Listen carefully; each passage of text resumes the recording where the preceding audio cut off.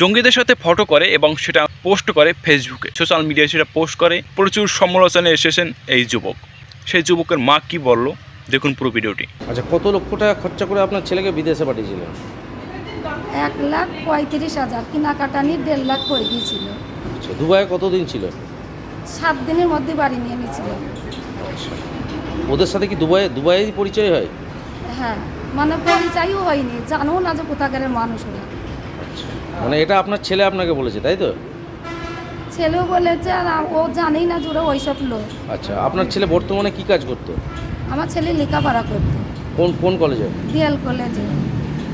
Graduation হয়ে গিয়ে ছেলে এখানে চাকরির পরীক্ষার জন্য পরীক্ষাও দিয়েছিল, আবার ফর্ম ফিল আপ করাও আছে। আচ্ছা, আপনারা যে এই যে বিদেশে পাঠালেন দুবাইয়ে, মানে এই টাকাটা আপনারা কিভাবে জোগাড় করলেন?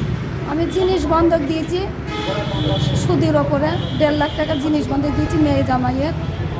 আর আমার এমনি সুদ করা টাকা নিয়ে আছে, 5 টাকা সুদের টাকা নেওয়া ছিল। আচ্ছা, তো আপনারা কি চাইছেন এখন? আমার ছেলেকে ফেরত চাই আমি। মানে আপনার ছেলে যে ছবিগুলো ফেসবুকে ছেড়েছে, মানে আপনারা কি আলাদাভাবে জিজ্ঞাসা করেছিলেন যে এই ছবিটা কেন ছাড়লি বা কি বৃত্তান্ত? হ্যাঁ, কালকে জিজ্ঞাসা করছিলাম, ও বলছে আমি একটা বুঝতে পারিনি, আমি ওরা ওই সম্বন্ধে জানিনি, ওরা কীভাবে এই ছবি ছেড়েছি তাও আমি জানিনি। মানে ওরা পাকিস্তানি, ওদের সাথে পরিচয় হয়েছিল দুবাই গিয়ে তাই তো? হ্যাঁ, ও জানে না যে ওরা পাকিস্তানি, ও জানে না।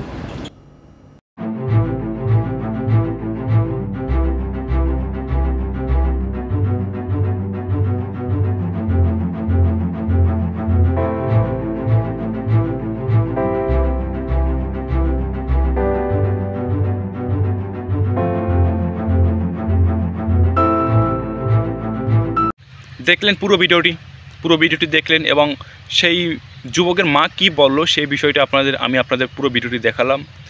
এবং আপনাদের মন্তব্যকে আপনাদের কি মনে হয় যে সেই মহিলা যেগুলো কথাগুলো বলছে সেটা সত্যি কিনা মিথ্যা, সে বিষয়টা আমাদের কাছে জানাবেন। অবশ্যই আমাদের কমেন্ট বক্সে জানাতে ভুলবেন না। দেখা হবে নতুন কোনো ভিডিওতে।